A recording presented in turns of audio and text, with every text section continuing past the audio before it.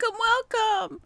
I'm just chasing the cat from under the green screen, so I was not paying attention that I'm live. So here we go. Welcome! It's the Let's Go Live show with Jane Gardner. I'm Jane Gardner. Yes, I am. This is the second season, and we're going to talk about why you should do a live stream series. Now, I know you're not doing a live stream series, but guess what? I am. So I can tell you all about it. So let's go and talk about a live stream series. And for those who don't know me, let me do the presentation here. Because we're talking about why you should do a live stream series. So we'll talk about what that means. And it's pretty obvious once you think about it, but it's a game changer for your business if you go live. So we are in the second season of the Let's Go Live show, and we've done all of this. And I changed my outline because just before the end of the last season, we talked about why you should live stream and some of the challenges that are involved when you're doing live stream. So I thought, let's just continue on for a bit and talk about a live stream series and what you need for that and what the idea behind it is and why you should do it and that kind of thing. And then we'll talk about all the free software and platforms and do demos. So I'll have to get some of those recorded. And then we're going to talk about free broadcasting software. We'll do the broadcasting software first. Whatever. It's in a certain order. And then paid broadcasting software and multi-streaming, as well as interviewing some entrepreneurs who have a show, companies. And now that I did my presentation today, I'm thinking let's do a Let's Go Live challenge to do your own live stream series, because that will help you get started by planning your outline and interview with new entrepreneurs having success with your shows. So that's one of the things we'll do concurrently when we find some entrepreneurs doing their live streams. I should get a letter together for those people. But who am I? I'm Jane Gardner. I work with my husband at a structural engineering firm, so I just do this for about 15 minutes. And then I go and I've put Let's Go Live show up on, I think, the Home Biz Startup TV. So you can watch all the shows there at your leisure and rewind and add, and as well as other valuable TV shows on the Home Biz Startup TV channel on Roku. I better put Roku on there. And so we're talking today about a live stream series and why it's a powerful way to keep your audience coming back for more. So we are talking about a live stream series because it'll keep your audience coming back. Just doing one live stream will not excite anybody, except if you're talking about something unique. And then you want to do it again and again, hopefully on a regular basis, consistently, hopefully every week. And it will build anticipation and loyalty as people plan to be there in your audience to learn something and be there again the next week in order to learn something more. And it'll establish you as a trusted source in your niche. So a live stream series, is a series, of course, of live streams that are on at the same time every week, every month, every whatever. And so you need to choose a theme to make it easy for yourself to be consistent with this. And of course, it has to align with your expertise and your audience interests. So for example, 100-a-day blueprint for online income strategies would be an interesting one to do. Or 30 days to stronger core strength for fitness enthusiasts would be good for people interested in keeping healthy. And this will ensure that the theme supports multiple episodes while maintaining your focus. So this is called planning. You got to plan ahead and do an outline for this in order for it to be easy for you to do. So let's go and look at structuring your series. Now, first off, you have to determine the number of episodes. When I started this series, Let's Go Live show, it was going to be for a year. And then I stopped after 26 episodes, or 28, I think it was 27. And now I'm continuing on to finish off the rest of the outline. Because if you know what you're going to be speaking about, you can plan ahead. So you plan your content progression. And for example, a fitness series, that would be easy because you would start with your foundational exercise and then progress to more advanced techniques and have a clear roadmap that motivates your viewers to follow along. So that's why I have my outline, just so that people know about the type of things that I'm talking about, so they can attend when they're interested in a topic. And of course, promoting your live stream series is going to be the hardest part. That is one thing I know. I have given myself, please try and do this in advance and promote. So you can announce in advance with a compelling title, share teaser content to generate excitement, and post a schedule on social media, email, newsletters, and your website. And of course, I haven't done this.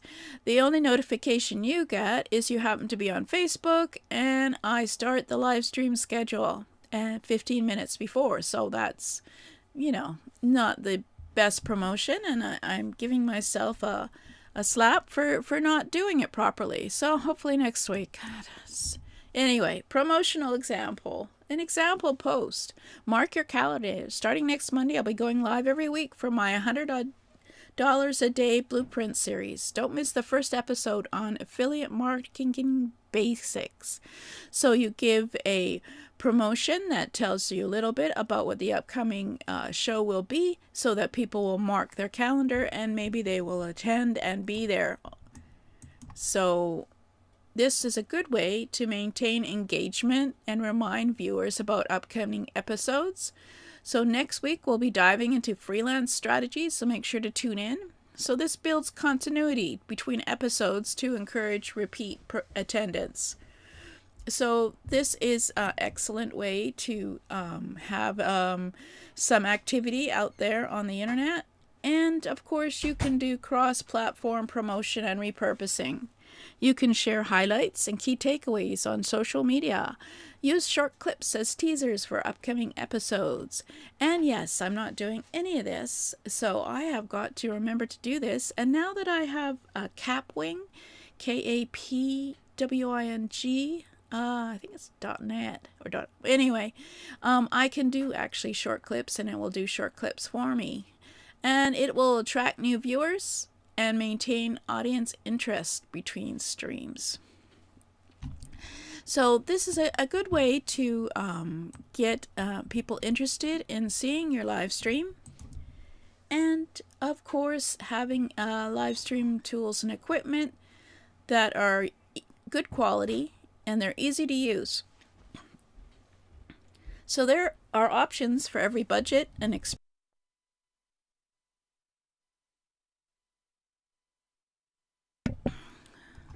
Excuse me, I have a cold, so I just delete, I'm still on. So you could have a basic live stream setup.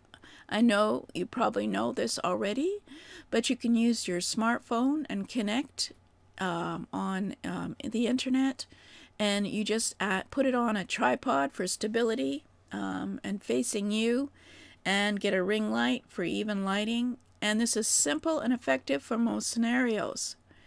So there's nothing that should stop you from doing live streams. So let's consider a more advanced way to do it. Of course, you could get a dedicated webcam. We've discussed this before, and set up, or a DSLR camera for better video quality. We talked briefly about that, but I find that my webcam, I actually have a Logitech Brio, but a C920 would be fine to have good enough a quality that you look good and your site looks good and it's reliable. But importantly, of course, you need an external USB microphone like Blue Yeti, lavalier mics, I guess, if you're outside or interviewing someone for clearer sound. So that's just another way you could do it. And then, of course, I like to have my privacy. So I have a green screen and I have streaming software so that it creates the environment of a studio for me. And I use XSplit, which costs money now, but OBS Studio and Streamlabs is free, and we'll be talking about those later on how to, because they have good quality, professional quality streams, and you can do transitions. With OBS Studio, you can do multiple camera angles, you can do overlays. You've seen some of my overlays. And of course, you can stream to YouTube, Twitch, Facebook Live, and a variety other, depending on what they're doing and what year we're talking about it. They do stream to other platforms. And of course, then we can have easy to use platforms. So you could use Instagram Live with your phone, your stream, and stream there, or TikTok Live. They have the opportunity for you to just stream by pushing a button, and there's minimal setup required, and you can do it immediate. And it's best for beginners looking for a simple streaming solution, but make sure you always have a light. And oops, there we go. I'm stuck here. So that was a beginning idea of a live stream series, and we discussed choosing a compelling theme and plan a structured roadmap of content so that you don't have to ask yourself every day, what am I talking about today? And you need to promote effectively for engagement, so I have to get that going, and invest in the right tools for professional quality, and start streaming and build audience loyalty. So what you should do is consider the idea of planning your first live stream series on a topic, and obviously send it out and promote it so people are aware of it. Get started, promote it each time, and you'll build and engage and promote and grow your audience. And I should mention, obviously, in order for you to live stream on multi-platforms, you need a multi-streaming software, which we will be talking about later. But right now, a lot of people are using Zoom, so there's no problem in order to broadcast with Zoom, and we'll be talking about that as well in case you don't know how to do it. So yeah, that's an idea for you of doing a live stream series, and I think that will probably what our challenge will be coming up in May. We won't be talking so much about setting up your studio, because most people have a webcam and they have their computer, and they have, well, microphone quality is sometimes not great. You can just see it on TV sometimes. These people who are celebrities and politicians and stuff, they can't even bother to get a good USB microphone. I should talk to them. Don't use the microphone in your computer. It's useless. That's my advice for today. Tip for today. But anyway, I think we'll do a live stream series challenge, and I'll give you an outline, and we'll work on doing your topic and making it into an outline so you feel comfortable about doing it, and we'll talk about the various platforms, and you decide where your people are hanging out and doing it. So there you go. I was going to talk about equipment, but today I thought I would just make it fairly brief, under 15 minutes, and get you started.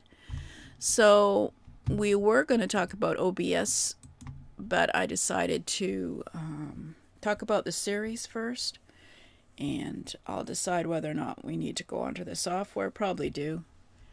And then you want to get a notification and checklists and things, go to http://jane-gardner.com/live and get on the notification list. And I will have to work on that, I think, because it will also give you, I think it's in the second email, I haven't gone through the emails again, you can get on to a membership which has all the previous shows on there, so you can decide by looking at which one you want to look at, whether you want to buy a microphone or you want to do certain things on your computer that make it look great as with a studio. In the membership, all the lives are there. Some of them are up on YouTube, but it's best to get on the list, and then you'll get various information. So that's me. Amazingly, I did it in 15 minutes. My light is better today. It's moving a bit, but I had to move my lights way back, and that's why it's reading my hands waving around, so it's changing the light. But anyway, that's for me for today, and I will talk to you again next week. I am planning to do Let's Get Visible show tomorrow. I should get a promo out. And we're starting on making a YouTube channel that is your branding. So I've got to make a few brand things for one of my channels so I can set it up live. We'll see how that goes. It's always fun.